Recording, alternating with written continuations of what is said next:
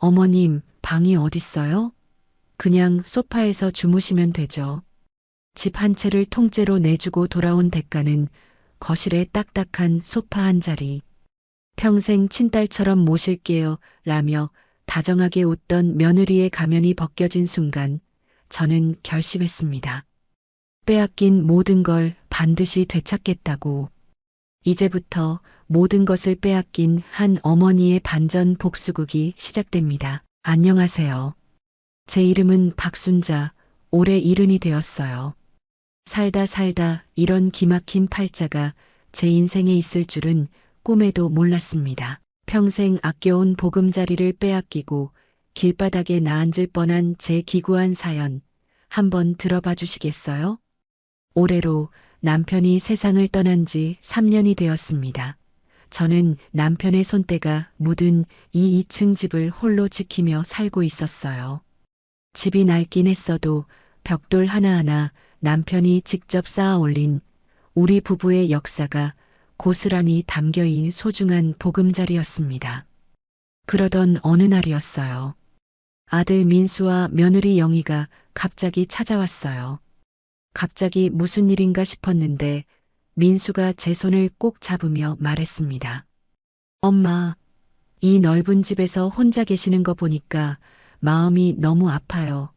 여기 관리하는 거 힘들지 않으세요? 민수의 얼굴에는 진심 어린 걱정이 가득했어요. 그 옆에 앉은 영희도 고개를 끄덕이며 거들었습니다.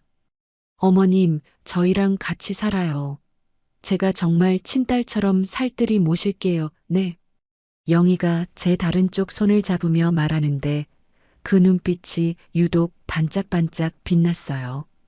정말 저를 진심으로 걱정해주는 눈빛 같았죠. 제가 머뭇거리자 아들 민수가 목소리를 높였습니다. 엄마, 요즘 나온 아파트들은 얼마나 편한데요? 엘리베이터 있고 난방도 잘 되고 계단 오르내릴 필요도 없고요. 저희도 빌라 살아보니 아파트만큼 편한 곳이 없겠구나 싶더라고요. 제가 집안을 한번 둘러보며 나지막이 말했습니다. 그래도 여긴 네 아버지랑 내가 평생을 보낸 곳인데 어떻게 쉽게 떠나니? 제 말꼬리가 흐려지자 영희가 제 어깨를 살며시 감싸 안았습니다. 어머님, 저희는 어머님이 편하셨으면 좋겠어요. 계단 오르내리시는 것도 힘드시고 보일러 관리하시는 것도 얼마나 번거로우세요. 영희의 목소리는 다정했지만 뭔가 재촉하는 느낌이 들었습니다. 하지만 그때는 며느리의 효성이라고만 생각했어요. 며칠 뒤 동네 부동산 김 사장과 아들 내외가 대문을 열고 들어왔습니다. 민수가 미리 연락했다고 하더군요. 김 사장이 집 안팎을 꼼꼼히 살피더니 고개를 끄덕였습니다. 어르신, 집 위치가 좋아서 지금 당장 팔아도 4억은 좋게 받습니다. 4억이라는 소리에 아들 민수의 입이 떡 벌어졌습니다. 엄마, 들었죠? 4억? 그 돈이면 작은 아파트 전세 얻고 엄마 생활비로 쓰시기에 충분해요. 며느리 영희가 기다렸다는 듯 제 팔짱을 끼며 속삭였습니다. 어머님, 이제 아무 걱정 마세요. 집안일은 전부 제가 도맡아 할게요. 어머님은 손에 물 한 방울 안 묻히게 해드릴게요. 제가 반신반의하며 영희를 쳐다보면 말했습니다. 네가 정말 그렇게 할 수 있겠니? 영희가 제 손을 꽉 잡으며 말했어요. 어머님, 저는 한 번 뱉은 말은 꼭 지켜요. 정말 친정엄마 모시듯 할 거예요. 그날 저녁 남편의 영정 앞에 앉아 오랫동안 생각했어요. 순자 언니가 이사 온 날부터 친구처럼 지낸 사이예요. 여보, 민수랑 영희가 저랑 같이 살자고 하네요. 당신이 평생을 바친 이 집 정말 팔아도 괜찮을까요? 대답 없는 물음인 걸 알면서도 자꾸만 눈물이 났습니다. 사진 속 남편은 그저 인자하게 웃고만 있었죠. 하지만 남편을 보내고 외로움이 길어지니 저도 모르게 마음이 흔들렸던 것 같습니다. 다음 날 아침 저는 아들 민수에게 전화를 걸었어요. 제가 떨리는 목소리로 말했습니다. 민수야, 엄마가 결심했다. 이 집 팔자. 전화 너머로 민수가 기뻐하는 소리가 들렸어요. 정말요, 엄마? 아이고, 잘 생각하셨어요. 저희가 앞으로 진짜 잘할게요. 저는 그것이 비극의 시작인 줄도 모르고 아들의 들뜬 목소리에 마냥 행복하기만 했습니다. 아직 며느리의 검은 속내를 전혀 눈치채지 못한 채 말이죠. 집 매매 계약서에 도장을 찍고 잔금을 치르기까지 딱 한 달이 걸렸습니다. 바로 그 한 달 동안 며느리 영희는 제게 진짜 천사나 다름없었죠. 매일 아침 영희는 김이 모락모락 나는 뚝배기를 들고 현관문을 들어섰습니다. 영희가 제 손을 잡고 식탁에 앉히며 말했습니다. 어머님, 밤새 푹 우려낸 소고기 미역국이에요. 어머님 좋아하시는 거라 일부러 진하게 끓였어요. 영희가 뚝배기를 식탁에 놓으며 환하게 웃었어요. 정말 정성이 가득한 미역국이었습니다. 그뿐만 아니라 나물 반찬도 매일 새로 무쳐왔죠. 도라지 무침, 고사리와 시금치 나물까지 제가 좋아하는 것들만 골라서요. 제가 미안한 마음에 손사래를 쳤습니다. 고맙다 영희야, 너도 힘들 텐데. 영희가 제 그릇에 국을 가득 퍼주며 말했습니다. 힘들긴요. 어머님이 맛있게 드셔주시면 저는 하나도 안 힘들어요. 자, 식기 전에 어서 한술 뜨세요. 주말이면 아들 민수와 영희가 저를 데리고 외식에 나섰습니다. 어느 토요일 오후였죠.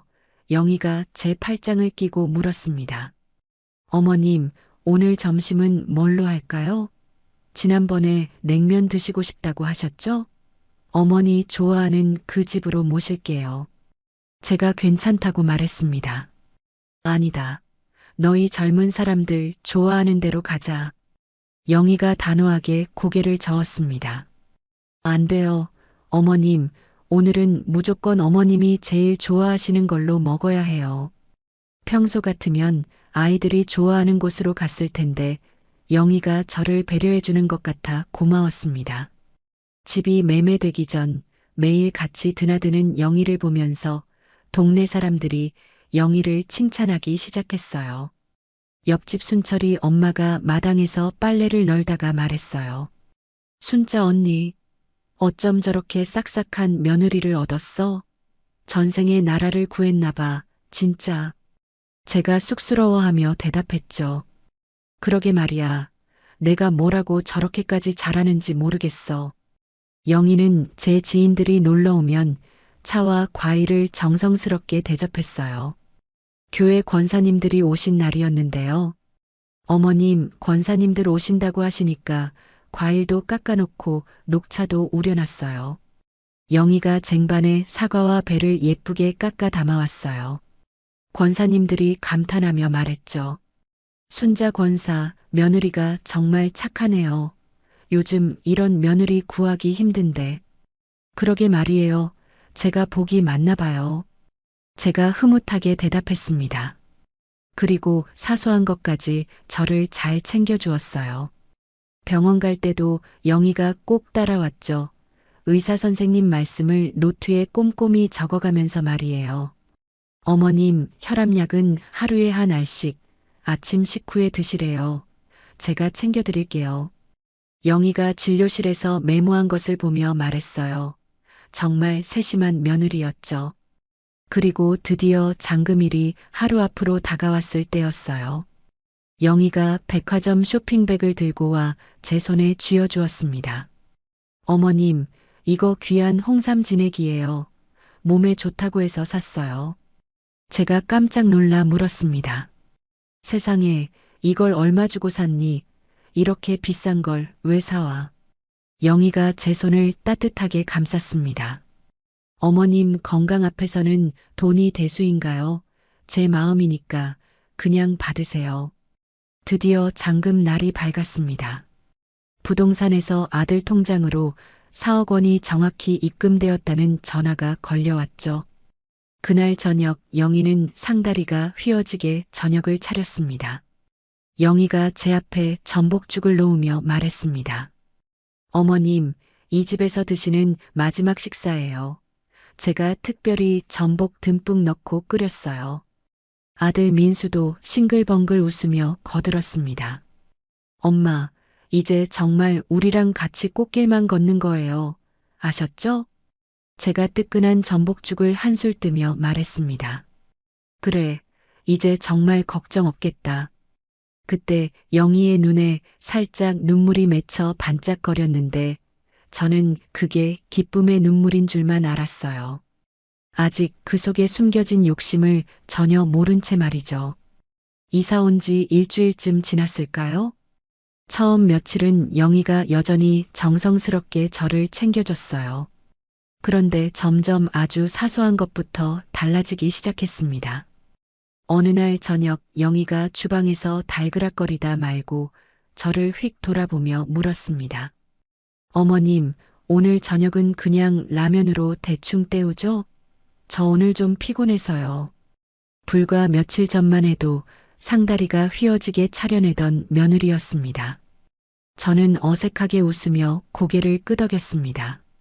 그럼 라면도 맛있지. 너 피곤한데 쉬어야지. 제가 웃으며 대답했지만 마음 한구석이 서늘하게 식어내리는 것 같았습니다. 며칠 더 지나자 영희의 태도는 거침이 없어졌습니다. 하루는 제가 방에 누워 있는데 영희가 문을 벌컥 열고 들어와 코를 킁킁거렸습니다. 그러고는 대놓고 얼굴을 찡그리며 말했습니다. 어머님, 방에서 퀴퀴한 냄새가 나요. 이게 무슨 냄새야? 제가 당황해서 이불을 끌어당겼습니다. 냄새? 글쎄, 나는 잘 모르겠는데. 영희가 팔짱을 끼고 저를 위아래로 훑어봤습니다. 왜 모르세요? 노인 냄새잖아요. 환기 좀 자주 시키세요. 제발. 영희의 말에 제 얼굴이 화끈거렸어요. 며느리의 입에서 노인 냄새라는 말이 그렇게 쉽게 나올 말인가요? 저는 고개를 푹 숙인 채 기어들어가는 목소리로 사과했습니다. 미안하다. 내가 앞으로 신경 쓸게. 며칠 후에는 더 심한 일이 벌어졌어요. 거실에서 텔레비전을 보고 있는 제 앞에 서서 팔짱을 끼고 말하더군요.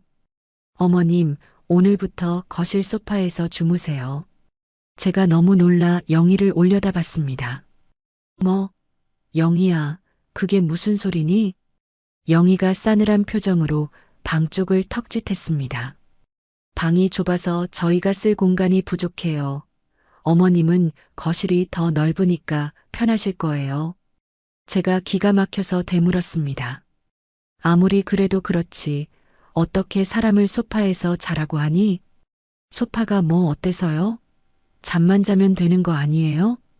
더는 대꾸할 가치도 없다는 듯 영희는 차갑게 돌아섰습니다. 마침 퇴근하고 돌아온 아들 민수가 그 광경을 봤습니다.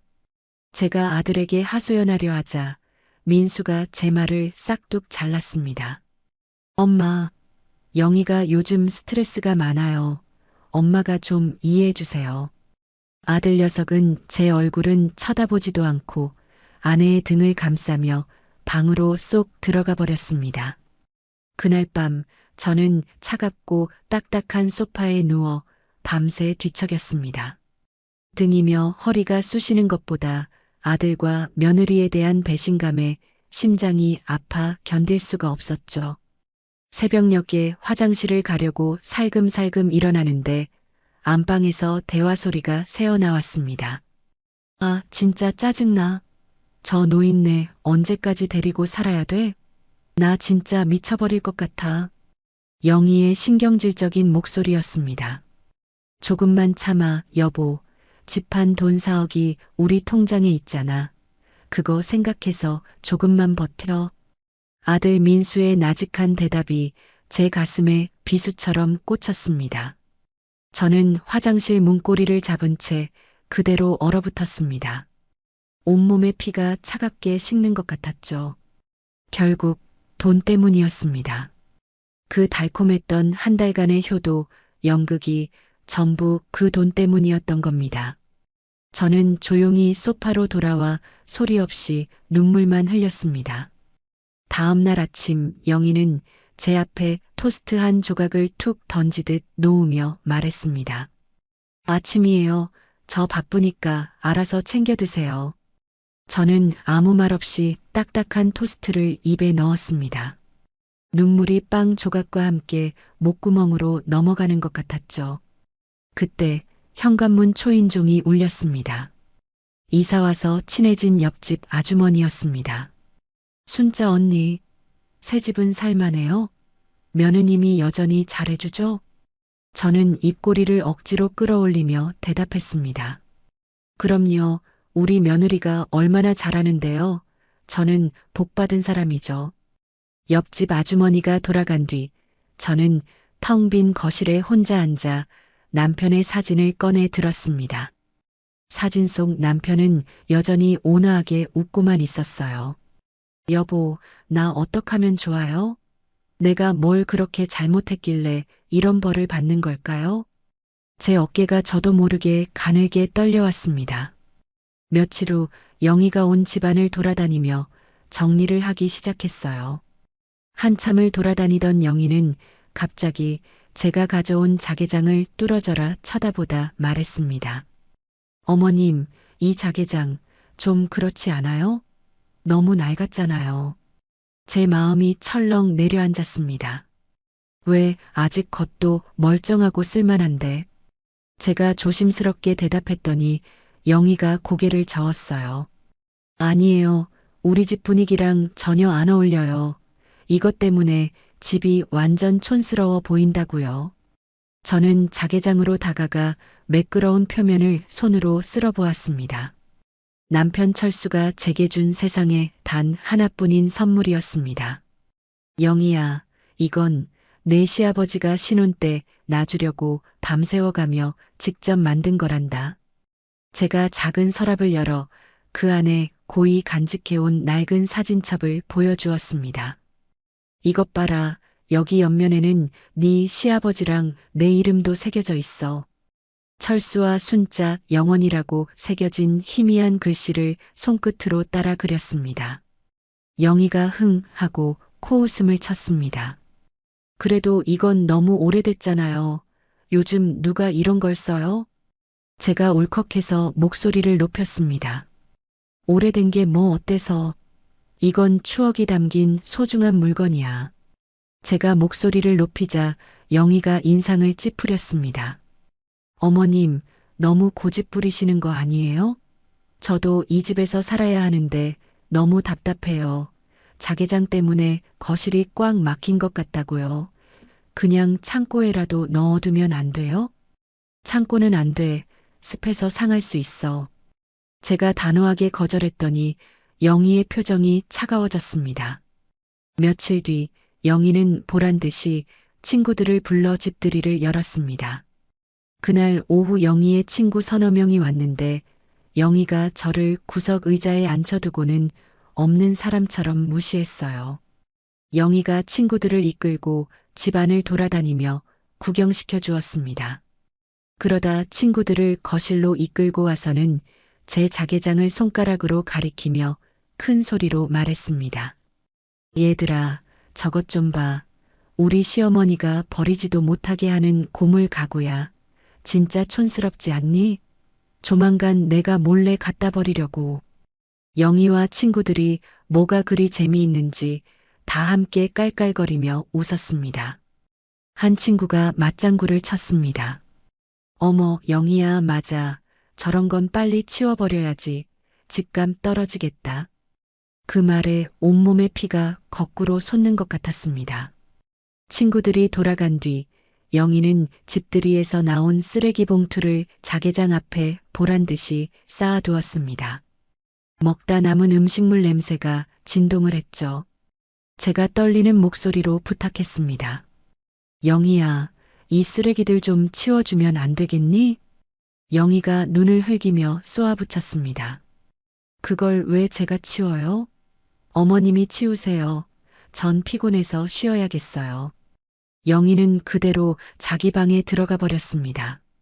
저는 결국 무릎을 꿇고 앉아 더러운 쓰레기들을 하나씩 치웠습니다. 자개장에 튄 음식물 자국을 행주로 닦아내는데 저도 모르게 눈물이 뚝뚝 떨어졌습니다. 여보, 미안해요. 정말 미안해요. 그날 밤 퇴근한 아들 민수에게 자개장 이야기를 꺼냈습니다. 민수는 제 말을 듣자마자 깊은 한숨부터 내쉬더군요. 엄마, 영희가 저것 때문에 스트레스 받는다는데 그냥 좀 버리면 안 돼요? 제가 기가 막혀서 소리쳤습니다. 민수야, 어떻게 그런 말을 해? 이건 내 아버지가 남긴 유품이나 마찬가지야. 아들 녀석이 제 눈을 피하며 중얼거렸어요. 아니, 추억은 사진으로도 간직할 수 있잖아요. 왜 이렇게 물건에 집착하세요? 답답하게. 저는 더 이상 아무 말도 할 수가 없었습니다. 그날 밤 저는 자개장 앞에 뜬 눈으로 앉아 남편이 쓴 낡은 편지를 읽고 또 읽었습니다. 사랑하는 순자에게 이 자개장에 우리 부부의 행복한 기억만 가득 담아주오. 남편의 따뜻한 글씨가 눈물로 번져갔어요. 저는 편지를 가슴에 품고 다짐했습니다. 다른 건 다 빼앗기더라도 이 자개장만큼은 무슨 일이 있어도 지켜낼 거라고. 아들과 며느리의 냉대는 날이 갈수록 심해졌습니다. 이제 며느리 영희는 사소한 트집을 잡아 저를 못살게 굴기 시작했죠. 어느 날은 화장실에서 나오던 영희가 허리에 손을 짚고 소리쳤습니다. 어머님, 변기 뚜껑 또 안 닫고 물 내리셨네요? 제가 몇 번을 말씀드려요. 물을 안 내린 것도 아니고 변기 뚜껑을 안 닫고 물 내렸다고 버럭버럭 화를 내는 며느리에게 저는 조용히 고개를 숙이고 대답했습니다. 아이고, 미안하다. 내가 또 깜빡했구나. 영희가 기가 막히다는 듯 혀를 찼습니다. 깜빡하시는 것도 하루 이틀이어야죠. 정말 같이 살기 힘드네요. 그런 일은 하루에도 몇 번씩 벌어졌습니다. 제가 소파에 무릎 담요를 개어두면 집안이 지저분해 보인다며 신경질을 냈고 텔레비전 소리를 조금만 키워도 시끄럽다며 핀잔을 주었죠. 그러던 어느 날 오후였습니다. 소파에 앉아있는 제 앞에서 영희가 보란 듯이 큰 소리로 통화를 시작했습니다. 응, 언니 나야 뭐 시어머니 모시고 사느라 죽지 못해 살지. 영희가 저를 곁눈질하며 보란 듯이 통화 음량을 높였습니다. 스트레스 받아 미치겠다니까. 이러다 병나겠어. 차라리 요양원에 보내는 게 낫지 않겠어? 요양원이라는 말에 심장이 쿵하고 바닥으로 떨어지는 것 같았습니다. 영희는 제 반응을 살피며 말을 이었습니다. 응, 그게 서로한테 좋은 거지. 다음 주에 바로 알아봐야겠어. 나 정말 더는 못 참겠다. 전화를 끄는 영희가 팔짱을 끼고 저를 차갑게 쏘아봤습니다. 어머님, 들으셨죠? 솔직히 말씀드릴게요. 저 어머님이랑 같이 못 살겠어요. 머릿속이 하얗게 변했습니다. 영희야, 그게 무슨 소리니? 어머님이 여기 계시는 내내 우리 부부는 불행할 거예요.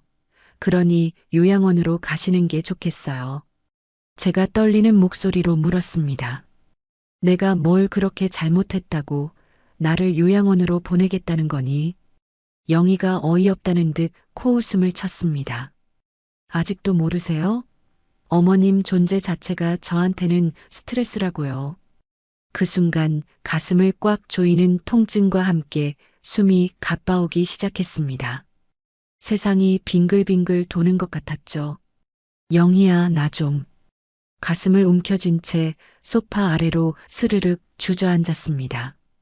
의식이 흐려지는 와중에도 영희가 소리치는 목소리만 귓가에 맴돌았습니다.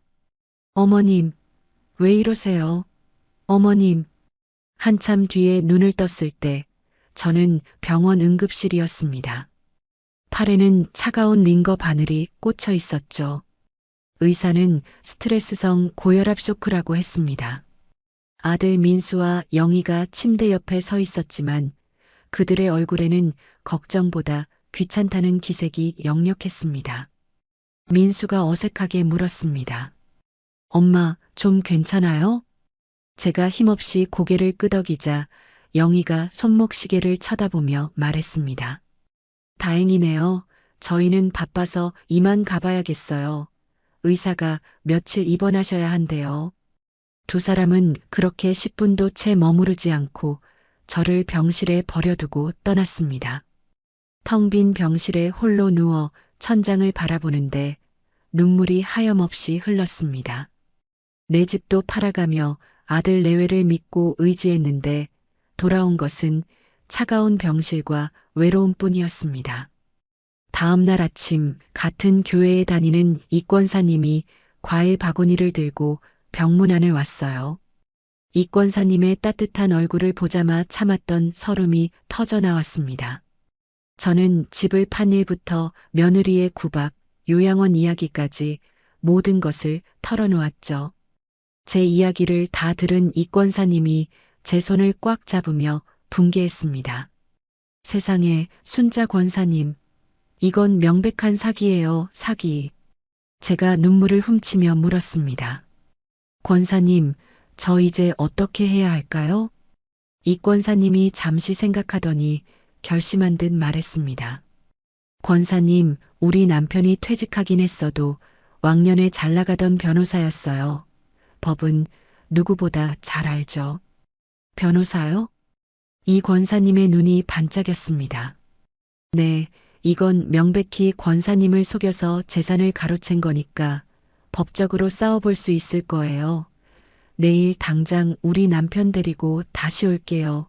절대 이대로 포기하면 안 돼요. 이 권사님의 말에 제 가슴 속에서 무언가 꿈틀거리는 것이 느껴졌습니다. 어쩌면 나도 이대로 당하고만 있지는 않아도 될지 모른다는 작은 불씨가 피어올랐습니다. 다음 날 약속대로 이 권사님이 남편분과 함께 병실을 찾아왔습니다. 밤새 뒤척이며 뜬 눈으로 천장만 바라보던 제게 두 분의 등장은 마치 어둠 속으로 스며드는 한 줄기 빛과도 같았죠. 이 권사님의 남편 이정호 씨는 온화한 미소를 지닌 듬직한 인상의 신사였죠. 이정호 씨가 제 침대 옆 의자에 앉으며 정중하게 인사를 건넸습니다. 권사님, 말씀 많이 들었습니다. 이 권사 남편 이정호입니다. 몸은 좀 어떠십니까? 저는 황급히 상반신을 일으켜 앉았습니다. 제가 다급한 마음에 먼저 물었어요. 안녕하세요. 혹시 제가 법적으로 무언가 할 수 있는 방법이 있을까요? 아는 것도 가진 것도 없는 늙은이가 싸움이나 제대로 할 수 있을지. 권사님, 법은 어렵고 힘없는 사람의 편이 되어주기 위해 존재하는 겁니다. 너무 걱정 마세요. 그가 고개를 끄덕이며 품에서 작은 수첩을 펼쳤습니다. 우선 며느님이 권사님께 어떤 약속을 했는지부터 차근차근 생각나는 대로 전부 말씀해 주시겠어요? 아주 사소한 것이라도 괜찮습니다. 저는 기억을 더듬어 영희가 했던 달콤한 말들을 하나씩 쏟아냈습니다. 친딸처럼 모시겠다. 손에 물 한 방울 안 묻히게 해주겠다. 온갖 감언이설을 다 했어요. 저는 그 말을 전부 다 믿었고요. 이정호 씨가 제 눈을 똑바로 보며 차분하게 말했습니다. 며느리를 믿고 집을 판 돈을 아들 통장으로 증여하신 거군요. 그런데 그 약속들이 지켜지지 않았고요. 그의 말이 제 가슴을 쳤습니다. 네, 잔금이 입금되자마자 그 아이는 악마로 돌변했어요. 이정호 씨가 펜으로 무언가를 꼼꼼히 적으며 설명했습니다. 이해하기 쉽게 설명해 드릴게요. 권사님께서는 효도라는 조건을 걸고 자녀에게 재산을 물려주신 겁니다. 그런데 자녀가 그 조건을 이행하지 않았죠. 이것은 명백히 권사님을 속여서 재산을 증여하게 만든 경우에 해당하고 법적으로 그 증여를 취소할 수 있습니다. 그가 잠시 말을 멈추고 제 얼굴을 살폈습니다.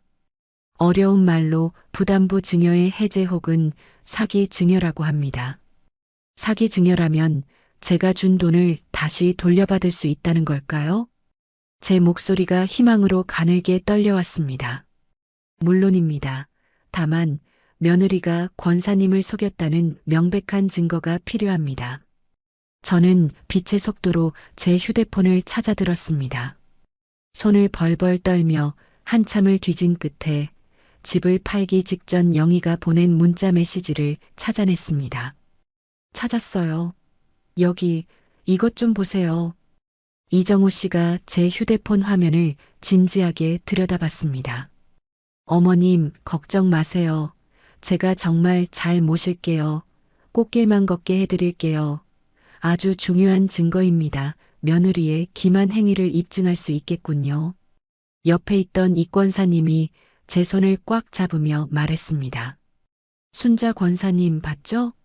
포기하시면 안 돼요. 이건 싸워야 할 일이에요. 제가 걱정스러운 마음에 물었습니다. 하지만 제가 이길 수 있을까요? 돈도 없고 아는 것도 없는데.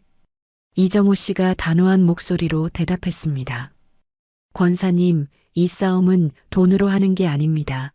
진실로 하는 겁니다. 저희가 도울 테니 걱정 마세요. 그가 품에서 명함 한 장을 꺼내 제게 건넸습니다. 제가 아끼는 후배 변호사입니다. 이런 사건에 아주 능통한 친구죠.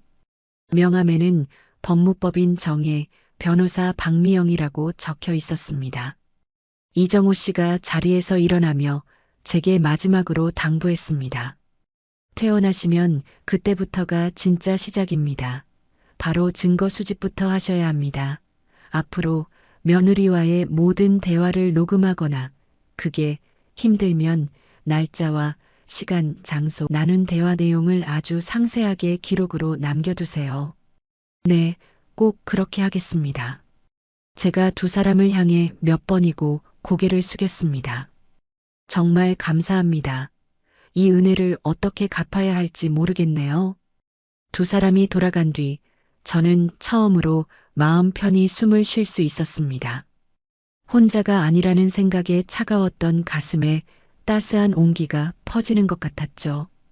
그날 밤 저는 남편을 생각하며 조용히 속삭였습니다. 여보, 나 이제 울고만 있지 않을 거예요.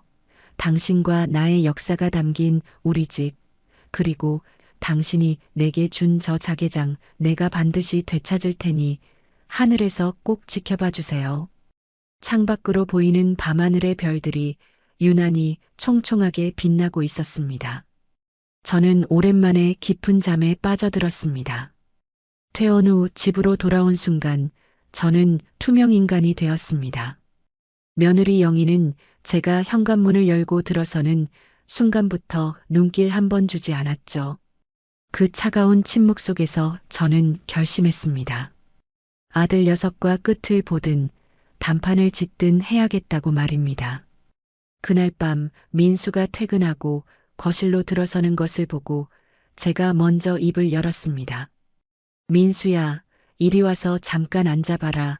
엄마랑 할 얘기가 있다. 민수가 제 눈을 피하며 넥타이를 거칠게 풀어내렸습니다. 피곤한데 무슨 얘기요, 엄마? 저는 아들의 맞은편 소파에 앉아 차분히 말을 시작했습니다. 민수야, 너 네 아버지 기억하지? 민수가 불편한 기색을 감추지 못하고 되물었습니다. 갑자기 아버지 얘기는 왜 꺼내세요? 네 아버지가 이 손으로 저 자개장을 직접 만들었단다. 제가 자개장의 차가운 표면을 어루만지며 떨리는 목소리로 말했습니다. 네가 태어나기 전 신혼 때 나를 위해 밤을 새워가며 만든 거야. 자개 하나하나 손수 붙이고 우리 부부 이름까지 새겨 넣으면서 말이다. 그게 어떤 의미인지 너는 정말 모르는 거니? 민수가 손목시계를 내려다보며 한숨을 쉬었습니다. 엄마, 그만하세요. 물건은 그냥 물건일 뿐이잖아요. 물건이 아니야. 이건 네 아버지의 사랑이고 우리 가족의 역사야. 제가 울컥해서 소리를 지르자 안방 문이 벌컥 열리고 영희가 나타났습니다. 영희가 팔짱을 끼고 날카로운 눈으로 저와 민수를 번갈아 쏘아보았습니다. 또 자개장 얘기예요? 어머님, 정말 지긋지긋하네요. 제가 영희를 똑바로 쳐다보며 말했습니다.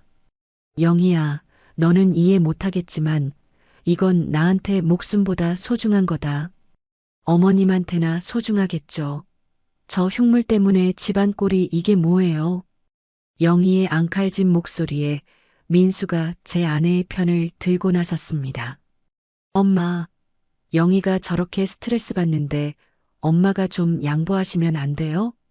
가슴이 무너져 내리는 것 같았습니다. 민수야, 너까지 어떻게 그런 말을 할 수가 있어? 현실적으로 생각 좀 하세요. 영희 말도 일리가 있잖아요. 제가 자리에서 벌떡 일어섰습니다. 일리가 있다고? 내 아버지가 지금 이걸 보고 계시면 뭐라고 하실 것 같으냐? 민수가 인상을 찌푸리며 소리쳤습니다. 아버지 얘기 좀 그만하세요. 돌아가신 분 좀 그만 들먹이시라고요. 아들의 차가운 말에 심장이 얼어붙는 것 같았습니다. 그때 영희가 제게 최후 통첩을 하듯 말했습니다. 어머님, 솔직히 말씀드릴게요. 어머님이 여기 계시는 한 저희 부부는 매일 싸울 거예요. 어머님이나 저희나 서로 편하려면 요양원으로 가시는 게 맞아요. 요양원은 절대 안 간다. 제가 절규하듯 외쳤지만 민수는 고개를 저을 뿐이었습니다. 엄마, 우리도 너무 힘들어요.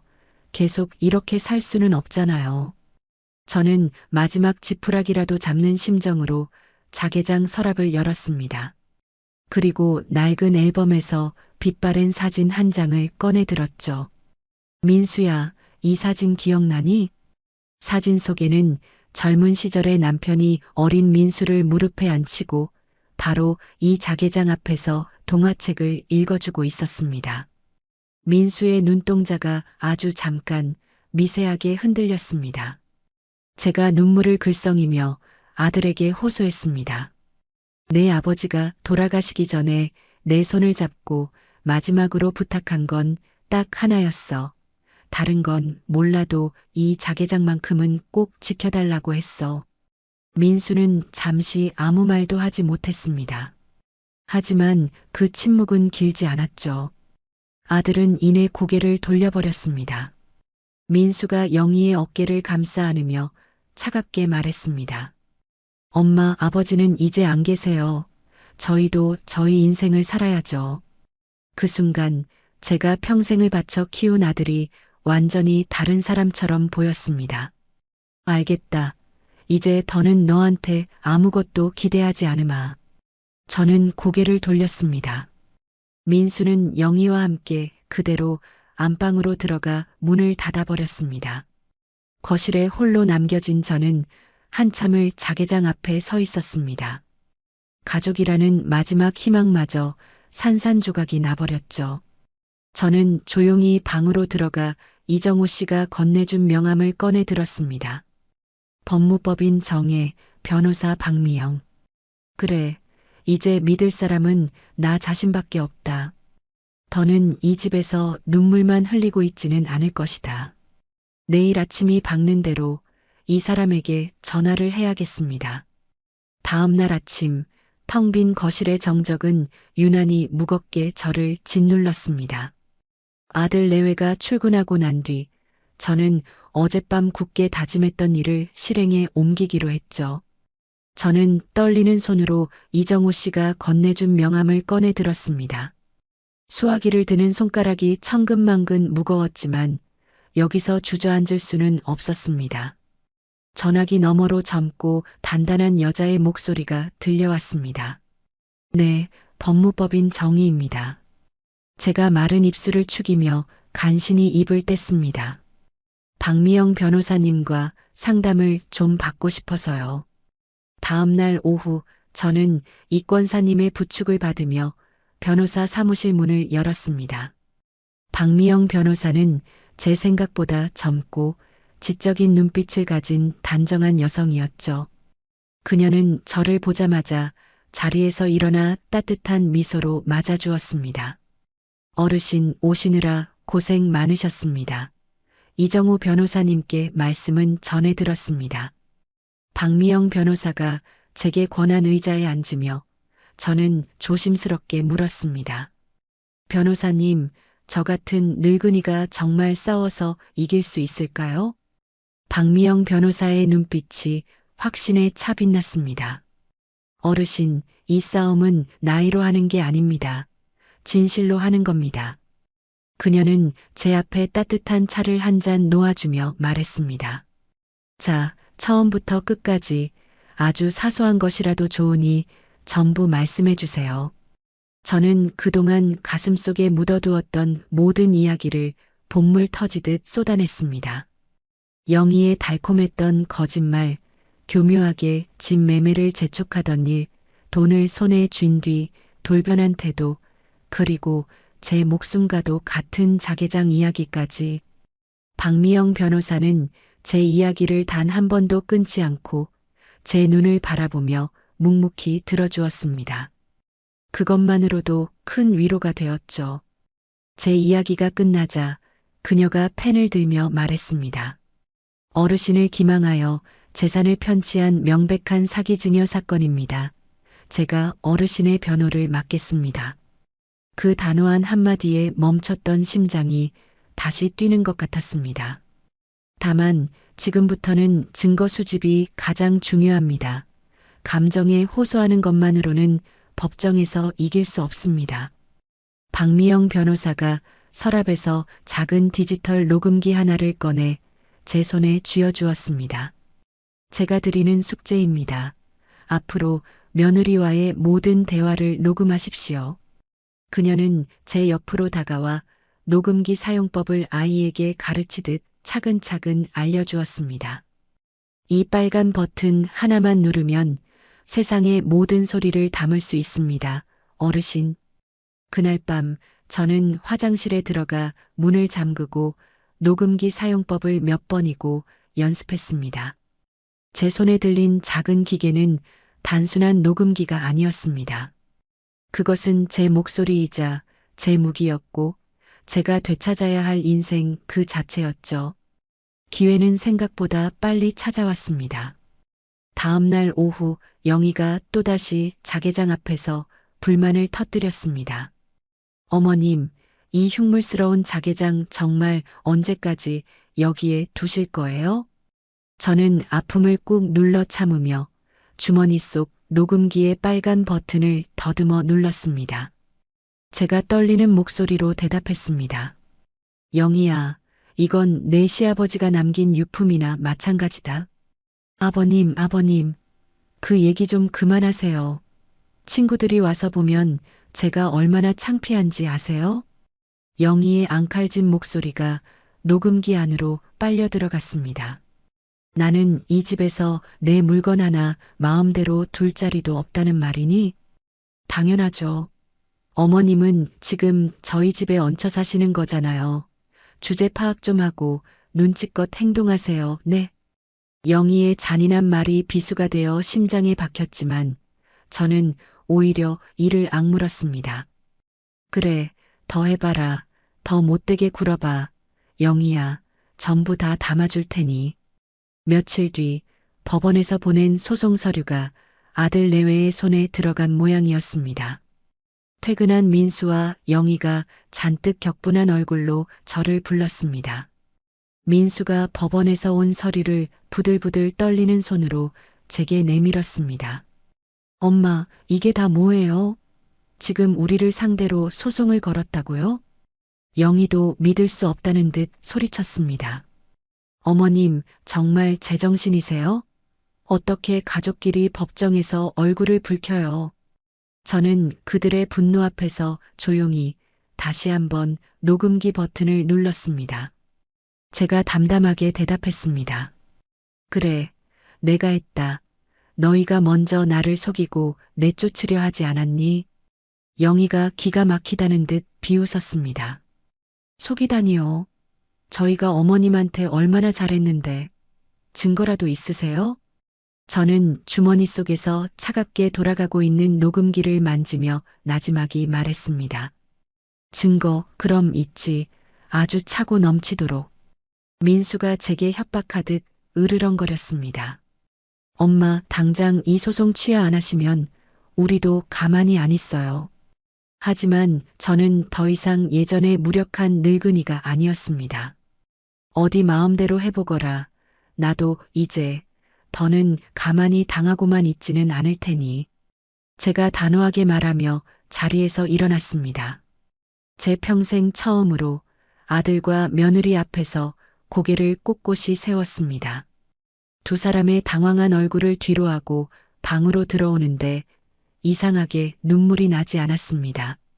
시간은 쏜살같이 흘러 계절이 바뀌었습니다.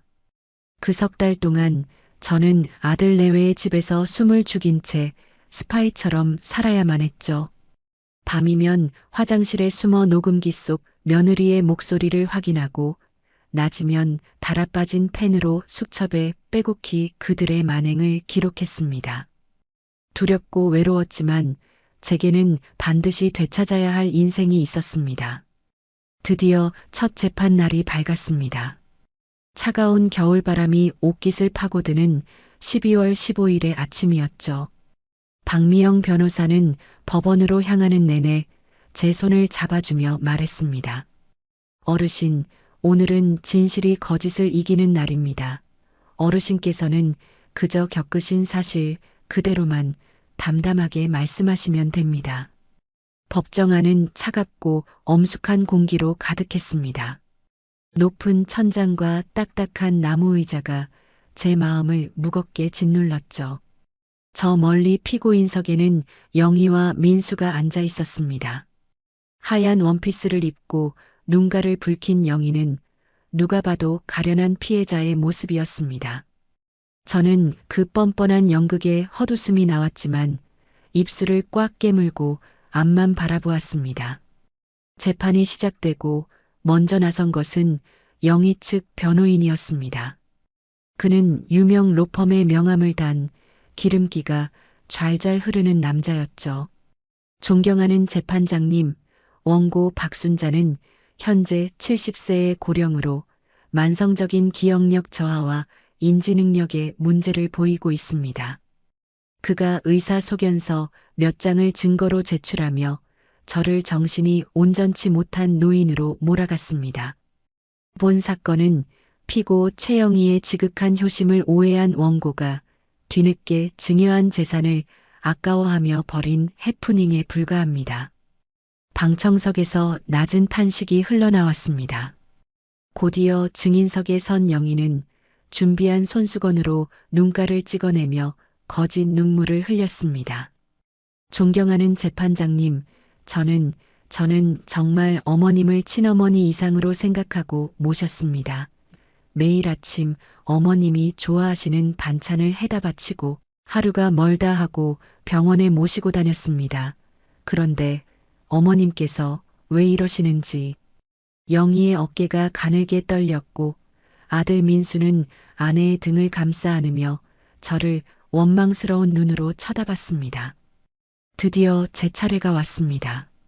떨리는 다리로 증인석에 서자 세상의 모든 시선이 제게로 꽂히는 것 같았죠. 박미영 변호사가 부드러운 목소리로 제게 물었습니다. 어르신, 며느님이 어떤 약속을 하고 집을 팔자고 설득했는지 법정에서 소상히 말씀해 주십시오. 저는 똑바로 판사를 바라보며 또박또박 말을 이어갔습니다. 제 며느리는 저를 친딸처럼 모실 테니 집을 팔고 함께 살자고 했습니다. 손에 물 한 방울 안 묻히게 해주겠다는 말도 했습니다. 그 약속은 지켜졌습니까? 아니요.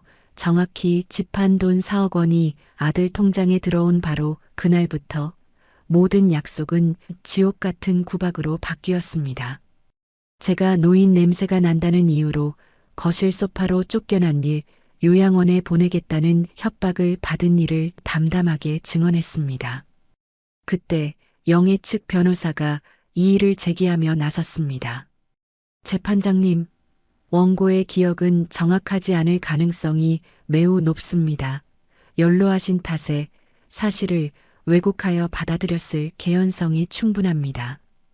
바로 그 순간 박미영 변호사가 미소를 지으며 제게 질문을 던졌습니다. 어르신, 돌아가신 남편분께서 직접 만들어주셨다는 자개장에 대해 여쭤봐도 되겠습니까? 영희 측 변호사의 얼굴에 당황한 기색이 스쳤습니다. 저는 눈을 감고 30년도 더 지난 그날의 기억을 꺼내 올렸습니다. 제 남편이 신혼 때 열을 밤낮을 꼬박 세워가며 만들어준 겁니다. 마지막 날에는 오칠을 하다가 온몸에 두드러기가 나기도 했죠. 자개장 오른쪽 아랫부분을 자세히 보시면 남편이 제 이름과 자기 이름을 새겨 넣은 글씨가 있습니다. 철수와 순자 영원이라고요. 제 생생한 증언에 소란스럽던 법정이 물을 끼얹은 듯 조용해졌습니다. 박미영 변호사가 쐐기를 박듯 다음 질문을 던졌습니다. 그렇다면 남편분께서 직접 지으셨다는 집에 대한 기억은 어떠십니까? 기억합니다. 똑똑히 기억합니다. 남편은 거실 중앙 기둥을 세우던 날 제 손을 잡고 말했습니다. 순자야, 기둥처럼 내가 튼튼하게 버틸 테니 우리의 집에서 평생 행복하게만 살자고 말입니다. 더 이상 법정의 누구도 제 기억력을 의심하지 않았습니다. 마침내 박미영 변호사가 결정적인 증거를 제출했습니다. 재판장님, 지금부터 피고 최영희가 원고에게 일삼았던 폭언이 담긴 녹음 파일을 재생하겠습니다. 스피커를 통해 영희의 차갑고 날카로운 목소리가 법정 전체에 울려 퍼졌습니다. 어머님은 지금 저희 집에 얹혀 사시는 거잖아요. 주제 파악 좀 하고 눈치껏 행동하세요. 네. 영희의 얼굴이 새하얗게 질렸습니다. 아, 진짜 짜증나. 저 노인네 언제까지 데리고 살아야 돼? 차라리 요양원에 보내는 게 낫지 않겠어? 친구와 통화하며 저를 험담하던 내용까지 공개되자 영희는 고개를 푹 숙여버렸습니다. 판사가 얼음장같이 차가운 목소리로 물었습니다. 피고, 이 녹음 파일이 전부 사실입니까? 그건 제가 스트레스가 너무 심해서. 영희의 변명은 궁색하기 짝이 없었죠. 재판이 끝나고 법정을 나오는데 이 권사님이 제 팔을 붙잡고 눈물을 글썽였습니다.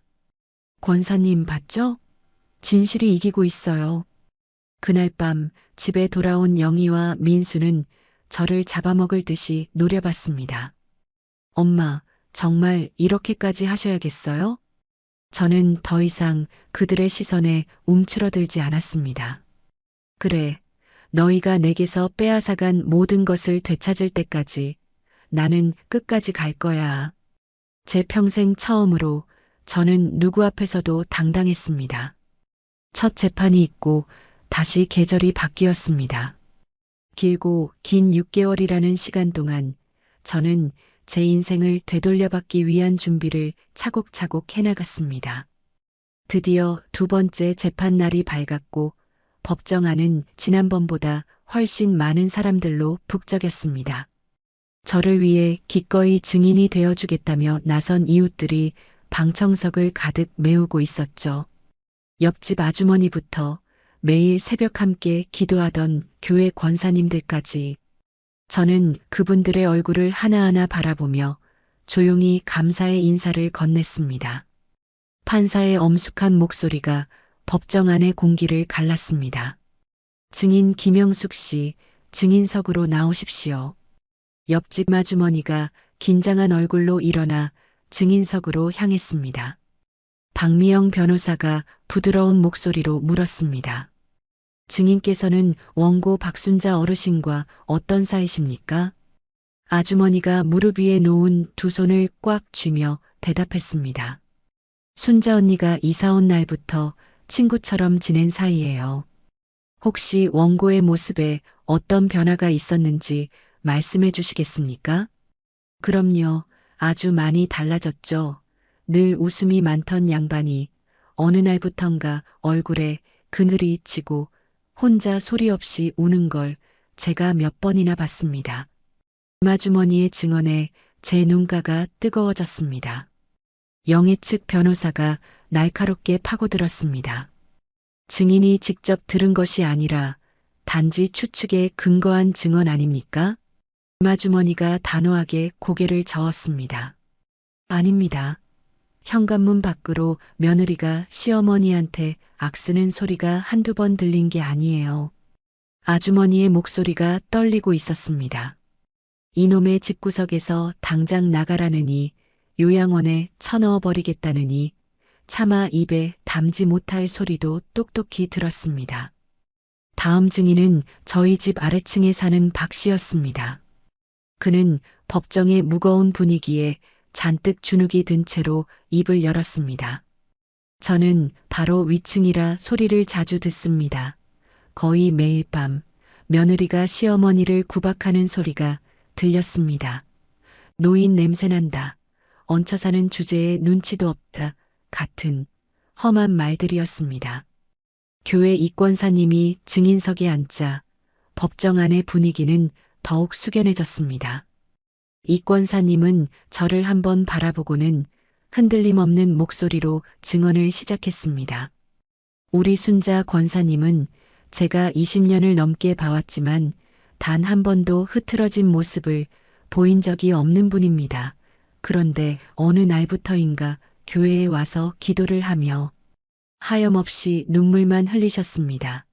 돌아가신 남편이 만들어준 자개장 때문에 며느리에게 온갖 구박을 당한다며 제 손을 잡고 한참을 우셨습니다. 동네 슈퍼 사장과 제 주치의의 증언까지 이어졌습니다. 한 사람의 입을 통해 영희의 두 얼굴과 저의 고통스러운 시간이 만천하에 드러났습니다. 영희 측이 내세웠던 치매 걸린 늙은이라는 주장은 산산조각이 났죠. 모든 증인 신문이 끝나고 박미영 변호사가 자리에서 일어나 최종 변론을 시작했습니다. 존경하는 재판장님, 수많은 증인의 일관된 증언은 단 하나의 진실을 가리키고 있습니다. 피고 최영희는 오직 재산을 편취할 목적으로 원고에게 접근하여 기만한 것이 명백합니다. 박미영 변호사의 목소리가 법정 전체를 울렸습니다. 피고는 효도를 미끼로 원고의 전 재산을 가로챈 뒤 인간으로서 참아할 수 없는 모욕과 학대를 일삼았습니다. 이는 법 이전에 인간의 도리를 저버린 파렴치한 행위입니다. 부디 재판장님의 현명한 판결로 한평생 성실하게 살아온 노인의 억울하게 빼앗긴 인생을 되돌려 주시길 간곡히 부탁드립니다. 영애 측 변호사는 더 이상 아무런 반박도 하지 못했습니다.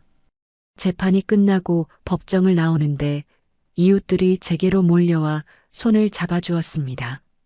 순자 씨, 우리가 한 말은 전부 사실이야. 진실은 꼭 이길 거야. 집으로 돌아오는 내내 저는 처음으로 희망이라는 것을 보았습니다. 그날 밤 영희가 제 방문을 열고 들어왔습니다. 그녀의 얼굴은 분노와 불안으로 일그러져 있었죠. 어머님, 동네 사람들까지 끌어들여서 저를 아주 죽일 작정이세요?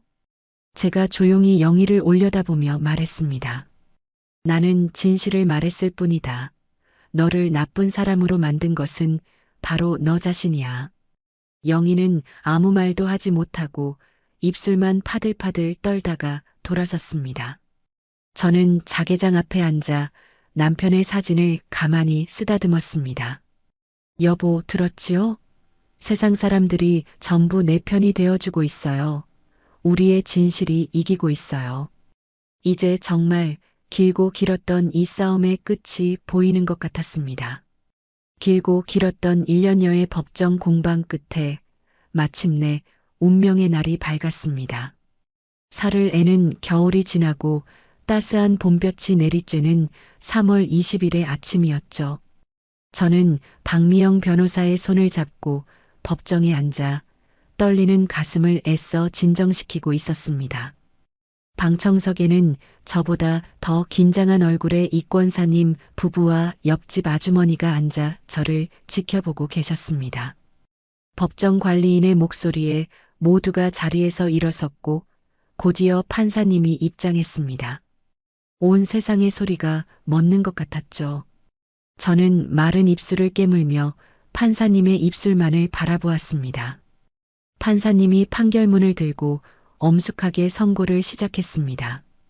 지금부터 증여 취소 청구 사건에 대한 판결을 선고하겠습니다.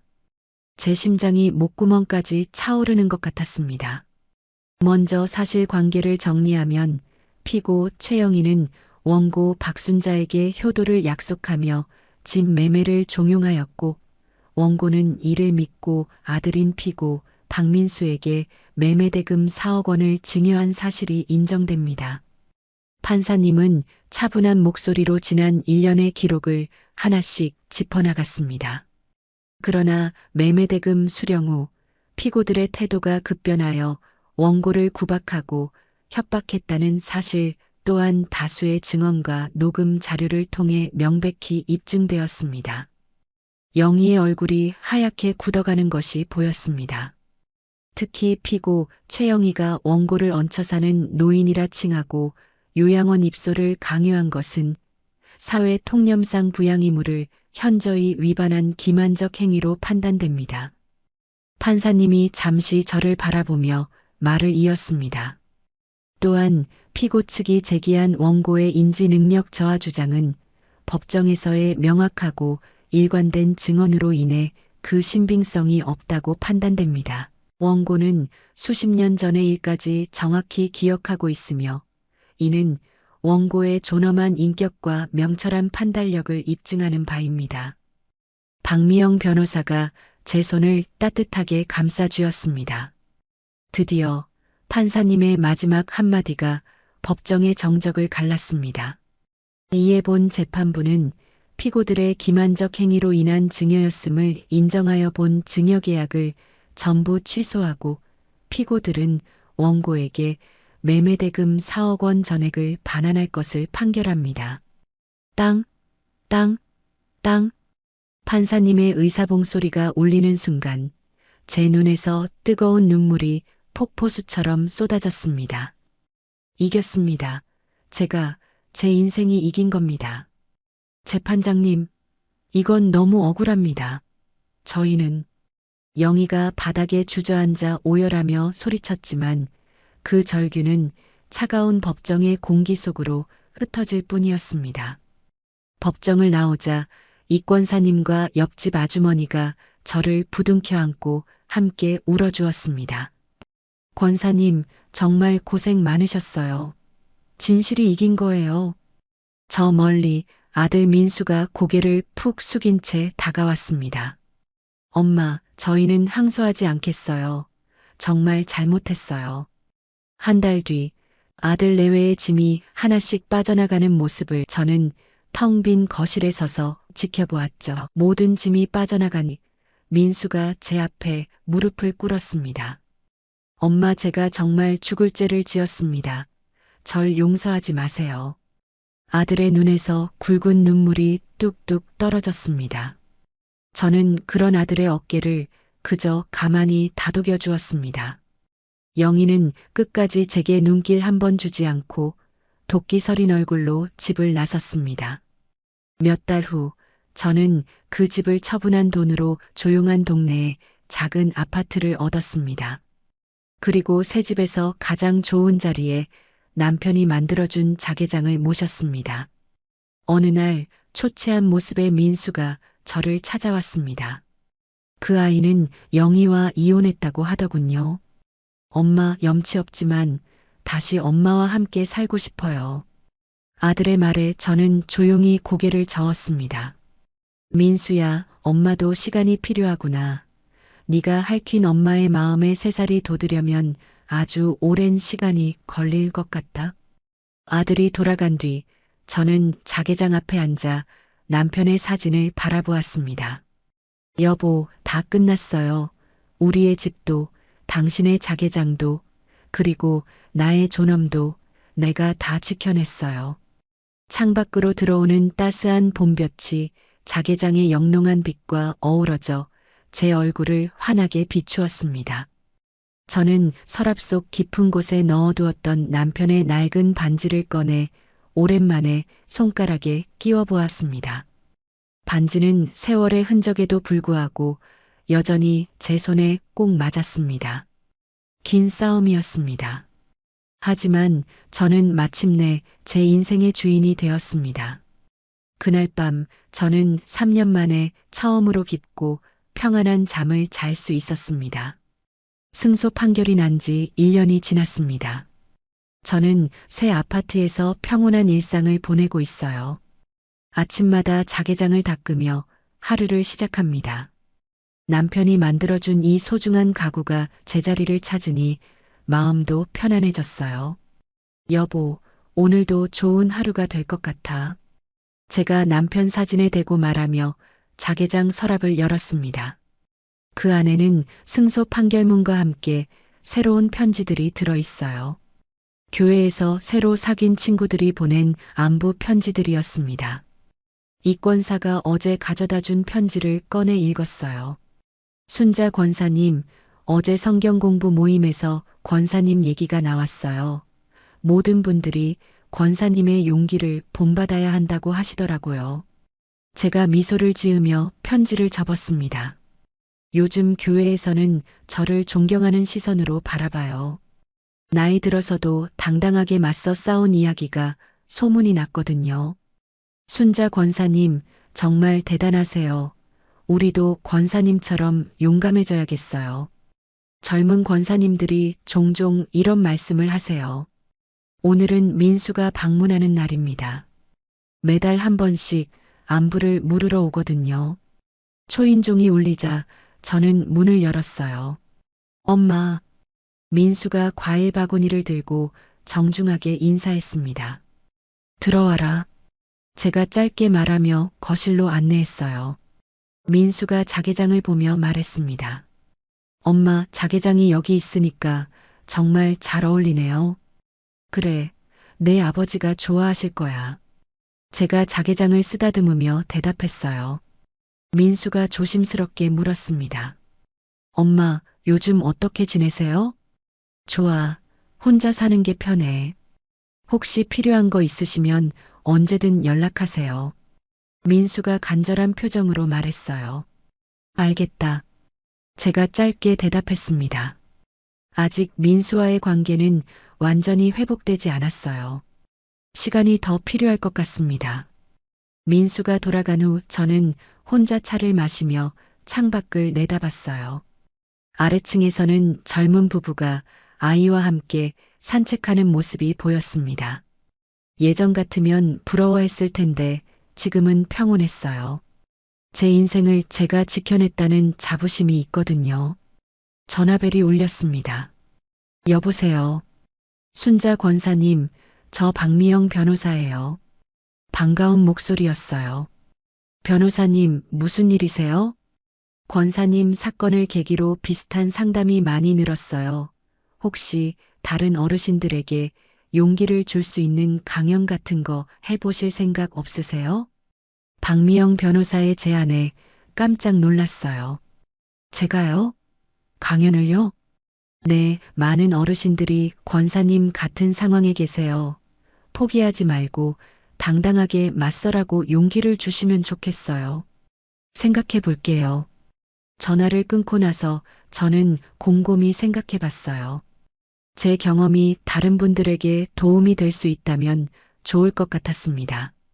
그날 밤 저는 남편 사진 앞에 앉아 말했어요.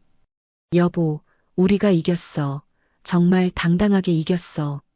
자개장 속에서 남편이 쓴 마지막 편지를 꺼냈습니다. 순자야, 힘든 일이 있어도 포기하지 마라. 너는 강한 사람이니까 분명 이겨낼 거야. 편지를 읽으며 저는 결심했어요. 박미영 변호사의 제안을 받아들이기로 말이에요. 다른 어르신들에게도 용기를 드리고 싶었습니다. 나이가 들어도 당당할 수 있다는 걸 보여드리고 싶었어요. 창밖으로 달빛이 자개장을 비추고 있었습니다. 남편이 만들어준 자개장이 더욱 아름답게 빛났어요. 여보, 이제 정말 새로운 시작이야. 다른 사람들도 도우면서 살 거야. 저는 자개장을 쓰다듬으며 미소를 지었습니다.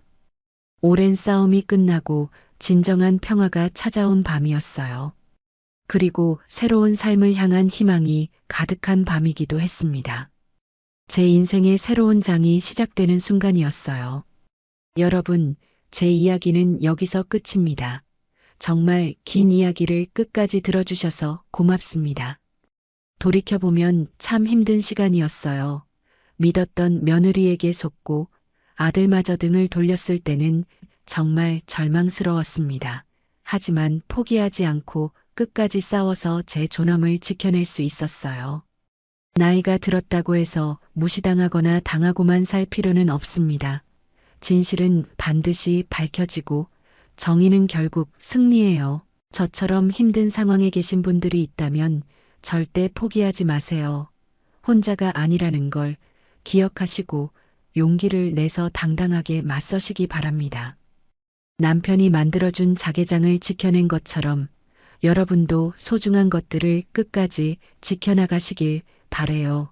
그것이 바로 우리의 존엄이고 자부심이니까요.